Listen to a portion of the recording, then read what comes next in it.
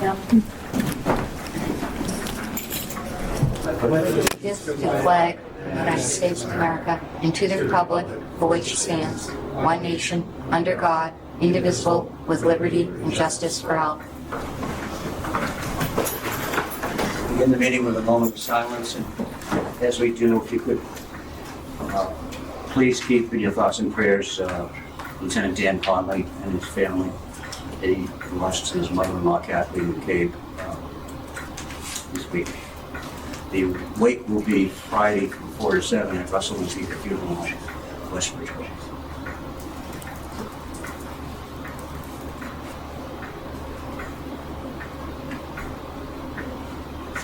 Like a motion to approve bill and payroll warrants. Second. Any discussion? All those in favor? Like a motion to accept correspondence in the date file. So moved. Second. Any discussion? All in favor? Aye. Public forum. Anyone here would like to speak on something that's not on the agenda? New business. Take action to revoke the Class 2 auto dealer's license for ARSP on the premises located at 311 South Avenue as the business no longer is in operation. So moved. Second. Any discussion? All those in favor? Aye. Act on the resignation of Joseph Burke in the position of member, Whitman Recreation Commission, effective June 3rd, 2025. So moved. Second. Discussion. All those in favor? Appoint Jennifer Argenti. Is that Argenti? Argenti. Argenti. Argenti. Argenti. Yep. As town accountant. Is there a motion? So moved. Second. There a second. Mary Beth, like to say anything? Yes, I would. Thank you. Tonight, I'm pleased to present to the Select Board for appointment to the position of Town Accountant Jennifer Argenti. Jennifer lives in Bridgewater and graduated from Bridgewater State University with a Bachelor of Science degree with a concentration in accounting. It is notable that she is also currently pursuing an MBA degree with a concentration in accounting. Jennifer's most recent experience has been with the Bridgewater Regional School District, where she reported to the Director of Business Services as a staff accountant. Her job duties in that role align very well with the duties and responsibilities required of our town accountant. Jennifer comes to us with stellar recommendations from the job references provided to us. We welcome her to the team here at Town Hall and anticipate a long and beneficial relationship. Like a vote? All in favor? Aye. We did do it. Thank you. Welcome. We're here for town meeting. John. I do have a proposal I'd like to make. There's obvious tension with the fire department that is definitely something that threw me off a little bit. I was somewhat under the impression that as we did our community forums, that at least it was obviously not a good thing, but at least accepted as somewhat of a compromise that, you know, it's going to be like a fireman that was going to be, if the override didn't work out, that was part of the impact. I think over the last 4 days, I think maybe the seeing the number on Article 2, combination of some of the retirements that looked a little bit bigger and adding a little bit more, definitely crossed the threshold that I'm not comfortable with. This guy's in the fire department that I really respect, and I feel like it's on us to find some sort of compromise to ease the tension a little bit. For that reason, I think it would be in our best interest to demonstrate to them as a kind of like an offer of good faith, and we can write it into policy with the select board that from the ambulance revenue account we take $75,000 starting after June 1st that they could use towards unfilled shifts. That in a way would take the edge off of like the amount that was kind of dumped on them, the schools, and I think it would send a message that we're looking towards compromise. And I also think we should work with the chief if he has other ways that he thinks that he can potentially make up some funds to keep those guys whole. I think we should support the chief as a I'm willing to say that at our meeting if we need to, or Okay, then what do you think that would do for the discussion at town meeting? well, If I'm correct, the town is cutting approximately $1 million itself, and so are the schools. Right? The schools have almost 50, what's their percentage of the town budget? About 50%. Just under 60. Yeah, so that's, 25. it's kind of even. Yeah, it's kind of even. The towns are losing what the schools are losing. We went into the election, the townwide election, hoping for passing of the override, which would have gotten us out of this and allowed the schools to continue to grow rather than to remain stagnant, as well as the other departments. But the townspeople voted overwhelmingly not to do that. So what I see in what Mary Beth has prepared in Arlington is a pretty good system for reducing our budget by the $1 million to do it. And I don't recall the firemen losing a person when I read it. In the side notes, Yeah. equivalent salaries for 2 firefighters, so 170. But it's coming from something. It's not. It's coming- It's not 2 firefighters that are leaving, is it? No, correct, it's not being laid off. The chief will absorb that in his, The number I was given, can I speak? Police chief. Sorry. The number I was given was 148. That is the number that. The salary. The salary, that this year because of some expenses, with some anticipated expenses increase. The number I was given, 148, is the equivalent of 2 firefighters. You came up with a way to. I have a way Cut that. that I think I can, Okay. but it's going to decrease services. We're going to have to impact bargaining. A lot of discussions with our town council the last few days. We're going to have to impact bargaining. Anyways, we're going to look at the cut service-wise of 2 people. So you can anticipate that ambulance being down almost 50, possibly 50% of the time. The second one.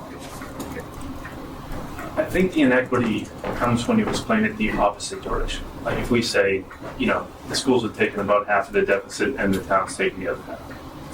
When you say, we talked about the amount of revenue that we disperse, schools are taking the lion's share of the revenue, and that's where the inequity comes in. And it's very difficult to stand there and see the 4% from the schools and other departments coming down. I'm not saying that I think there is real rationale behind what we came to, but I think for obviously this crossed the threshold that they're not comfortable with. And, I think sometimes that's just part of like the give and take, but in this case, I do think maybe just went a little bit further than they had anticipated and compromise a little bit is really the right choice. And how is that accomplished tonight at 6 o'clock? Right now, if we just set as a policy that we'll take $75,000 over the projected, over the ambulance revenue next year, then they could use that towards unfilled shifts. That'd be a way to help him with his unfilled shifts and not mess with that go-to tonight. So alleviate some of those concerns. See, my blood pressure might be coming down just a smidge. If that comes down, the ambulance revenue projected this year is 1.4. So, just to give you a heads up, my concern is if we would increase our staffing, if we were to increase by 2 firefighters, that ambulance will be out half the time. So just for rudimentary math, I'm not a mathematician, we're gonna lose $700,000 in ambulance revenue. So it's kind of a no-brainer. That's just mine. Obviously, I'm buying. I'll tell you, I'm buying. So what are you saying works for you? And there's another avenue, yes, to make us whole. Okay, well, we're talking about making people. Chief Hammond. Yes, sir. So you.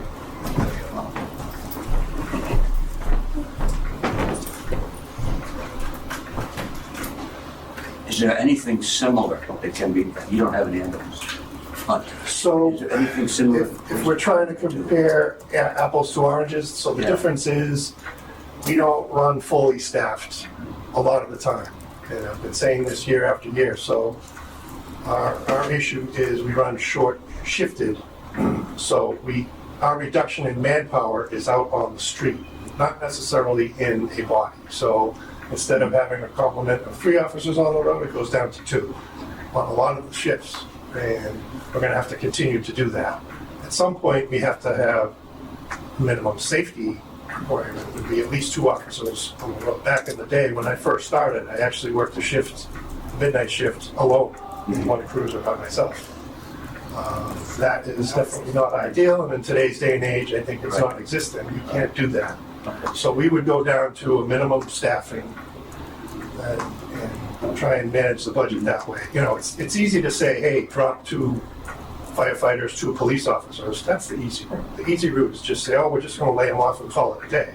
There's other things we can do, and that's, you know, at the tip of it is running short shifts and then looking at other avenues to take care of it. Our specialty positions, you know, reduction, while we don't, it's not ideal. You know, you kind of go down the hierarchy of what are we going to do first, and then what are we going to do second to tighten up this belt and go from there. And thanks, Chief Dave. Maybe we can make it a priority to work with Chief to find a way to really address that. I think that, if not our number 1 priority, our number 1.5 I know, we also can't lose sight of the fact that our town has told us that they don't want to pay for it. I get that, but I think the town doesn't know the nuances of the budget like we do. And if there are creative ways that we can do it in a relatively painless but also intelligent way to meet the safety needs of public safety, then I think we owe to at least make a real valiant effort to find those solutions. And from our perspective, I don't want to be down dollars in our police services line and bodies as well. So I'd rather have the complement of officers and kind of decrease that number and obviously decrease shifts. But if you think we're going to get our officers back, if I laid off 2, just as hypothetical, when do you foresee us getting them back? That'd be years down the road, because now you're at the new norm, if you will, Right. and getting back to that. So we should actually be increasing staff, you know, realistically. But you won't hear that from me in an official capacity. Yeah. You know, we're going to manage it the way we do now, the way we do always. So, Thank you, Chief. well, anything else? Can I say something? Yeah, on the vote of the town of voting against the override, right?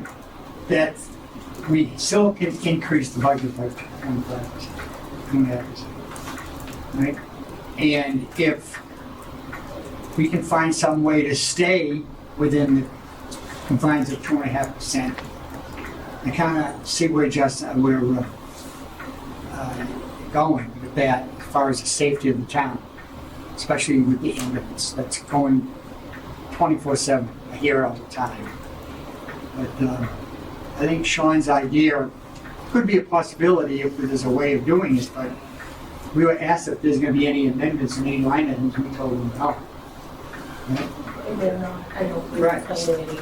So unless we see more money coming in than expected, through whatever, and we find a way, we find the ambulance, and I understand that if we cut the ambulance service and it goes to either out of town coverage or whatever, we lose the funding. So it may not be worth it. But I think there needs to be a way to make sure that ambulance is covered, protect the people in the people. In this case, we wouldn't need to alter Article 2, but we could still make it happen because it's projected revenue that's going to come in after the first of the year. So as the revenue comes in, they could be using some of the revenue towards the unfilled shifts. So it's on the revenue side, it's not on the, part of Article 2. And honestly, if it's projecting at 1.4 this year, the ambulance revenue account, maybe we could, if we can use some money for the fire department, maybe we could use some money for the police department. It's coming off the top towards unfilled shifts. Not my jam, but we've done that in the past. When we had the ambulance revenue account, we're not gonna go down that road. We all know what happened, right? But that is what we did in the past. That ambulance revenue went into the general fund, but we did subsidize fire for sure. Like, this would have been a non-issue 5 years ago. I would have asked you for a line item transfer for $260,000, you would have gone, cool, and it would have been done, right? In the past, it's also been done for other departments, so that is a feasible option. Then we do look at taking some of that revenue. I know we're not getting it back. Again, it's slated to go other areas. I totally get it. But if we can take some of it to offset the decrease for police and fire, and if you streamline it for public safety, you won't get the pushback that you'll get that, like you buy barrels for the DPW. Let's be honest. Just, so we got rid of that ambulance account on a recommendation from a financial consultant that we brought in to have a sustainable budget. So it does feel a little bit like backtracking away from best practices to do this. I get where you're coming from. I'm not sure I'm ready to act on it tonight. Kind of want to sit with, we are favoring one department over another, even though it's a revenue generating department. They're all, you know, they have license fees all over the place here. They write parking tickets to fill the shifts. It's bad practice, but if there's options, I don't. For me, I think the difference is in the scale. We're using a relatively small, out of $1.4 million in the ambulance revenue account, we're using $150,000 towards public safety. Right now, I think one of their major points of tension is you're saying public safety is a priority, but you're not acting on it. We don't see it with your actions. I think this would be at least a step in saying we're paying attention to what your grievances are. I don't want someone to get up on the town meeting floor and start upending Article 2 because they make arguments that on the floor seem pretty legitimate. You know, I mean, that's going to upend our whole budget completely. So I think it's a good compromise, and I would personally like to act on it right now, and I would like to address it at town meetings so that they can see how we are addressing their concerns. Because it's a relatively simple accommodation that we can make that can alleviate concerns and really help everybody move past this moment that's really difficult. Otherwise, we could be looking at 112 and potentially worse with the school. You know, there's a lot of question marks, and like I said, for relatively small compromises, we'll go along with it. Well, I did have a thought here. The ambulance is part of the forecasted local receipt revenue, right? So we have built in that money for this budget to meet this bottom line. So I think we want to know, you know, are we exceeding that? Are we ahead of schedule, what we projected for 25? And do our numbers look good? But I understand what you're saying. If it's a small amount of money and there is sufficient money there, then I can see it. But that does go into the whole budget. That feeds in from the revenue into the budget that we have. So I just don't know. Is that taking from one place and going to ultimately impact something else? Like we won't have the revenue that we had projected for the budget. That's my concern. But I just thinking this through here. Well, is there a way, excuse me if I may, if the chief, is there a way that we can see if in fact that ambulance account is above last year's? No. We don't, it's a solid trending and tracking. We try and trend it out. That's what we projected to be this year, so 1.4. It could be more. Yeah. It could be less. I mean, it's the equivalent when the people in the town meeting get up and ask me, well, how many fires in there? I don't know. There's some creative thought processes going on, talking with different people. If this was to pass, if this works, I can make us whole at the October town meeting by moving some stuff around. Okay. Just what, and you can figure out what it is. Still, I think another critical point here is what she said was if he's able to use the money to fill shifts, he's able to bring in more revenue, which it's like it's a way it's going to generate more funds. If we pull from those shifts and the revenue goes down, it's like a self-fulfilling prophecy. You know, so it's I think if we would have dropped that second ambulance, and this is rudimentary math, like I said, if we lose $700,000 in ambulance revenue, that's catastrophic. Like that money, I get it. The money's spoken for, we're good. The problem is, and I'm not going to get on a soapbox. I have a statement. I'm not going to slam anybody. I'm going to be nice. I'm going to tell them what the cuts will be. But I will tell you that how much is it going to cost us when that ambulance? We decreased shifts in 2000. Remember that accident at Temple Street on the Hill? I do. I was there. Now we had a cardiac arrest in this town, which resulted, I believe, in a lawsuit that cost the town money because we never went to it on mutual aid ambulance. I understand the difficulties. I understand the challenges of the board right now. But if we can't protect the citizens, it's going to cost us triple that in the long run.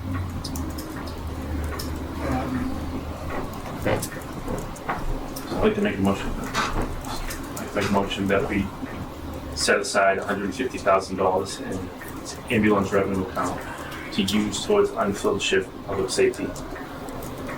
Towards the fiscal 26 budget. By public safety, you're not restricting that to fire service. I'll second that motion.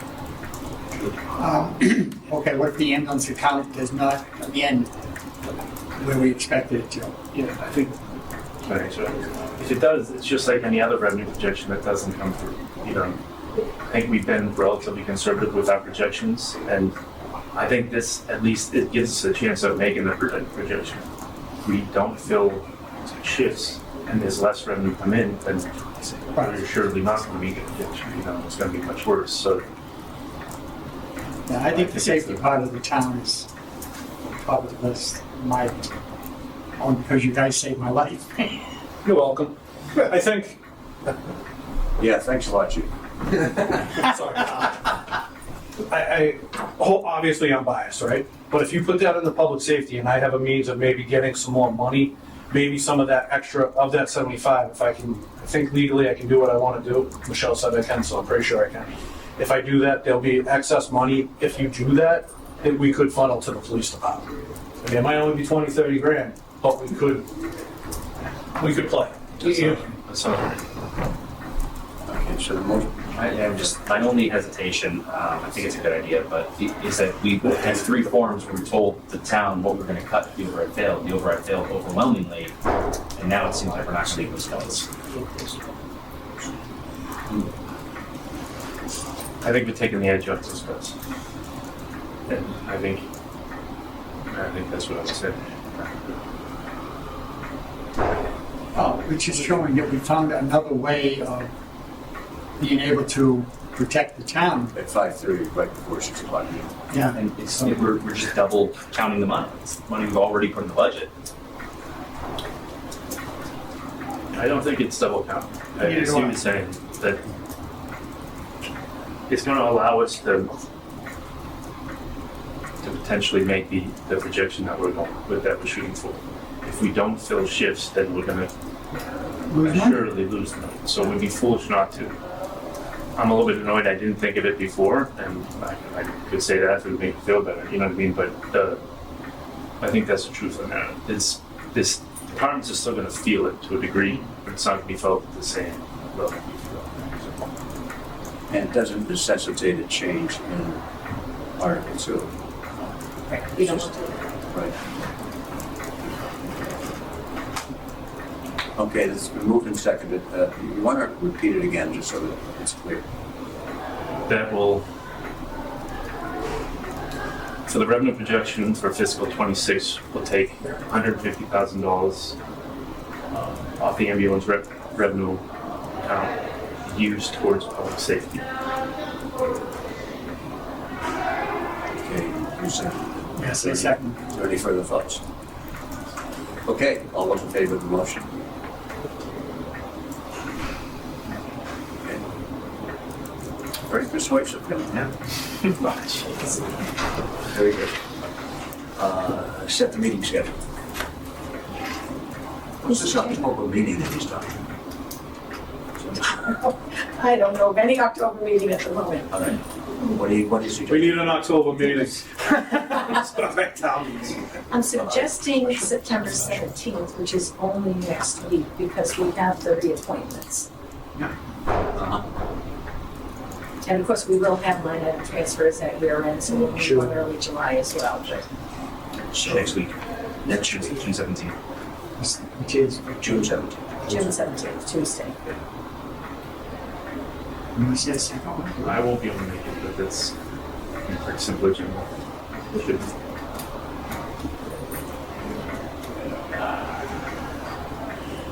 So, okay. 17th. And then,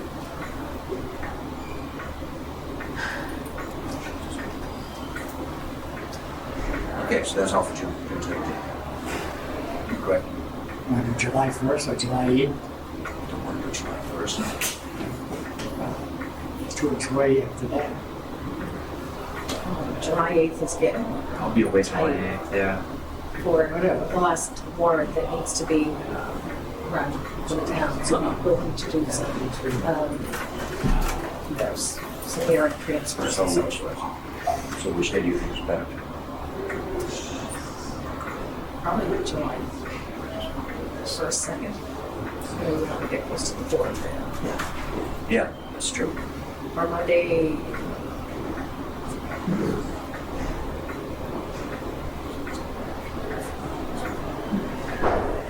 Is that the week of the 7th out For me, for yeah. you?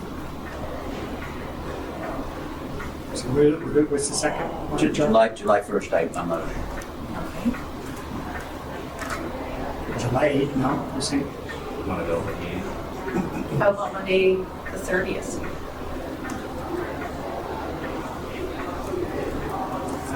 My next day. yeah, I could do it on Monday. Okay, so June 17th and June 30th. June 30th, you can have available on, we live down on the 5th. I will Year-end make sure that we have year-end transfers. I will put that out, have everybody check and get that into me so that we can act on those. Okay.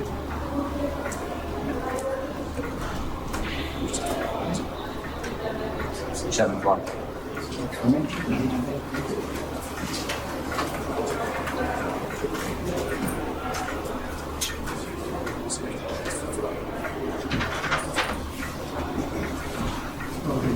One more, yeah, blood drive. Okay, after the request of the Whitman Democratic Committee to hold a blood drive in the Town Hall Auditorium on Friday, June 20th, 2020. So moved. Second. Discussion, all those in favor?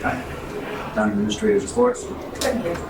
You've received notification here, a happy birthday Whitman Family Skate Night at the Carousel Family Fun Center on Sunday, June 22nd from 5 to 8 p.m. Celebrating 150 years Town of Whitman, free admission, $5 skate rentals, and $5 skate meals. And that's it. Motion to adjourn to the town meeting. So moved. Second. All those in favor? Aye.